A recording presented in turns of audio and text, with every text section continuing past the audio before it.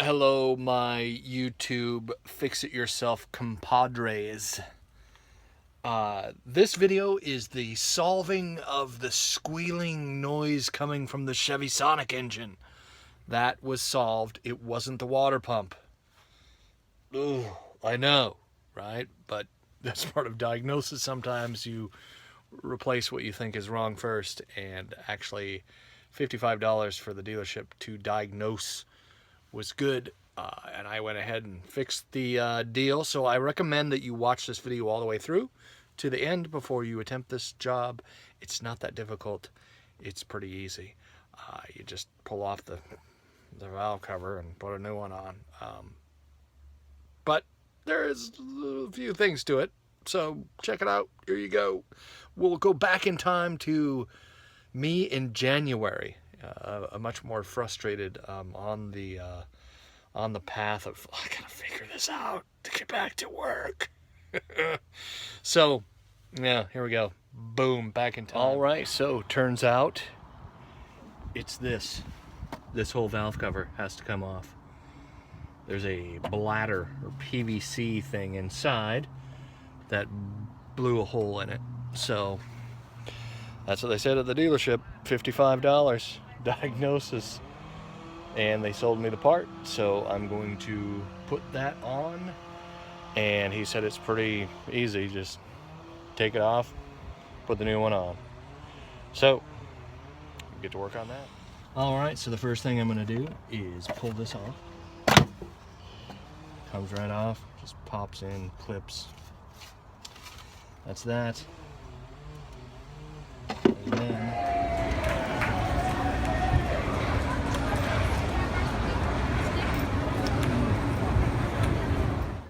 so yeah, it's just sliding this purple thing out and the whole thing comes off like that.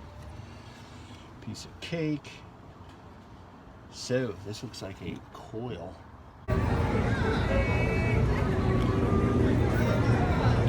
Here's the new one. Look at that. Comes with all the screws, gaskets. It's like an O-ring kind of a thing situation. But yeah, beautiful. All right, so while I'm here, I figured I would show you this here. So right in the front here, there's these two little tracks, and I think they pop off on the bottom. And then this whole thing lifts out right here. Why wouldn't I show you this at the Pike Place Market? That's probably the best place to do it. So yeah, these lift right out like that, see? It's easy, it's a track. And then you slide it back in. And then this here needs to be popped out, and so does this. These are pretty easy. You just pop in there like that, and then this one like this, like that. See that? You get the idea, right? Like that. Pops it back together. So that's how this comes off. No more squealing noise. No more nasty, squealing, crazy noise. So that's all there is to it. Back to the guys throwing fish over there. We'll do that. All right, and this is helpful. Come on.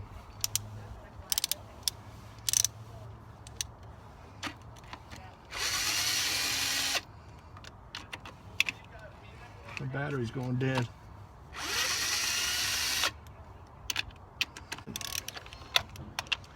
And then I can use the drill, get everything off. There's all this stuff mounted to it too.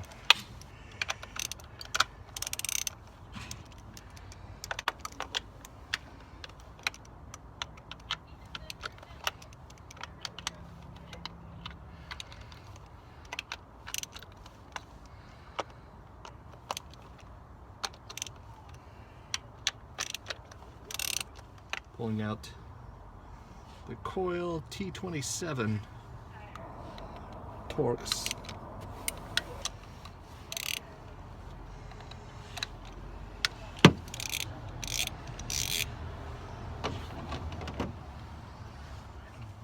these come out.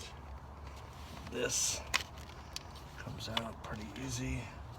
All of that, and just about ready. Might be helpful if I take that off. Don't forget, remove the dipstick. That's kind of important. That over there. And this sucker will come off. Might need a little help. Oh yeah, it's on there. Alright.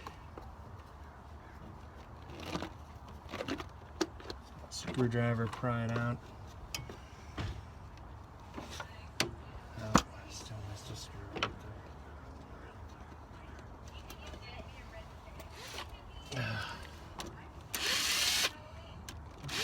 All out. Looks like it's still hot. Could be that.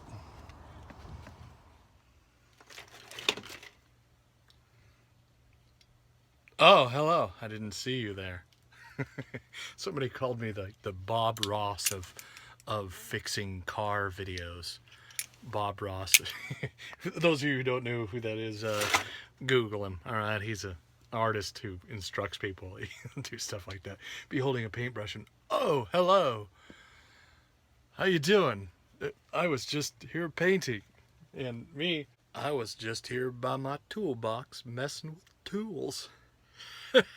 Anyway, so in this part there is a point to why I edited this in. There is springs.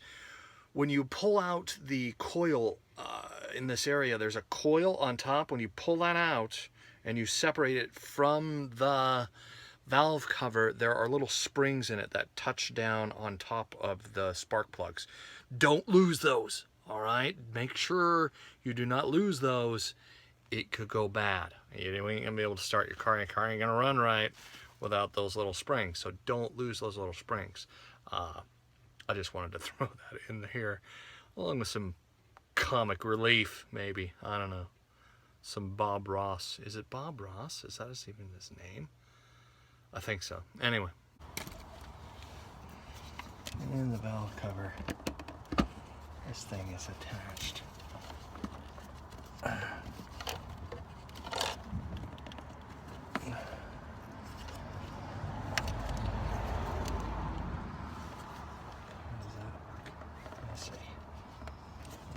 Attached here, and it pops out. This guy next. See how that comes out.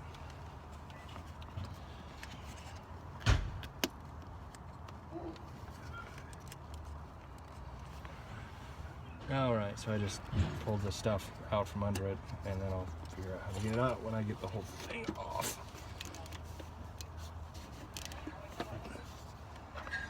Feels like something's still threaded.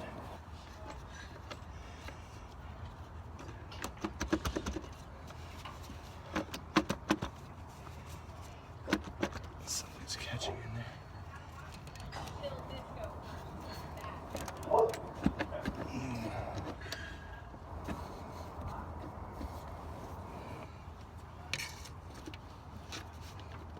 Oh, I see. This whole thing is attached. It looks like it slides up and out.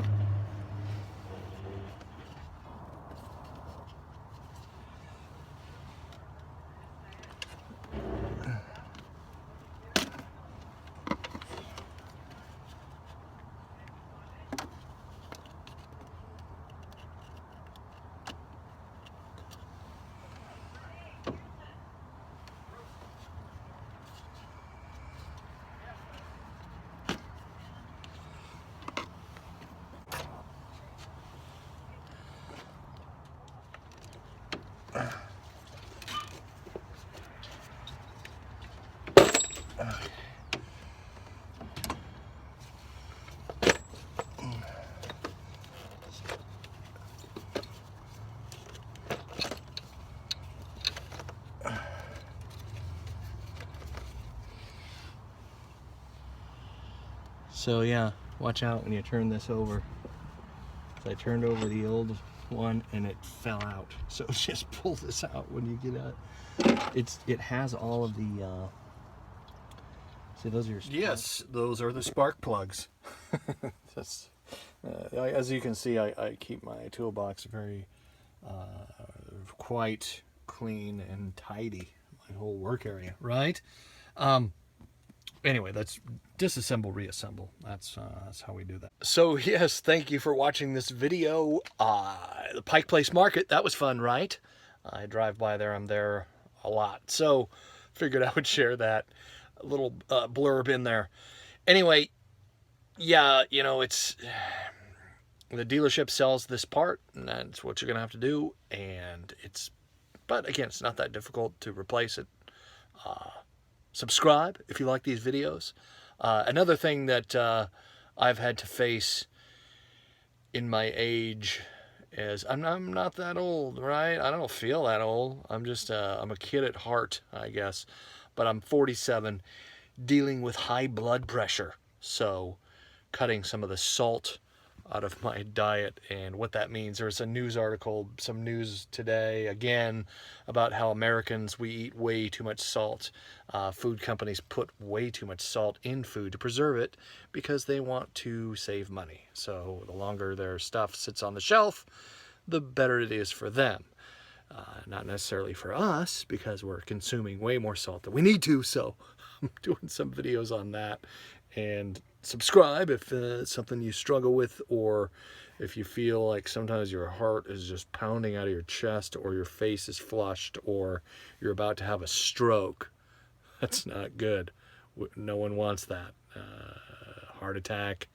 You know, heart attack, you die quick. Stroke, you could sit in a hospital for decades until your body finally gives out, you know. I mean, I have a relative who is in that situation now. She's had a stroke, and God love her, she will never get out of her situation, and that scares me enough to watch my salt intake, especially when the doctor said, yeah, you have about a 5% chance of dying from a heart attack or having a stroke. So me, Russ Shaw, I'm not going to stroke out. I don't know about you. So maybe if that's your situation, you might like these videos. And some of it, I've learned that, like steak, I was putting way too much salt in the steak. Or my hamburgers, you know, cooking hamburgers on the grill. Less salt, actually, there's more flavor. You taste the seasoning when you're not having tons of salt in it. Not only that, the steaks don't dry out as much, right? Or the burgers. You get that juicy taste to it. You put too much salt, man, it just dries everything out. So, anyway, not out there. Later, y'all. Subscribe. Throw in a comment. I don't know. Bye.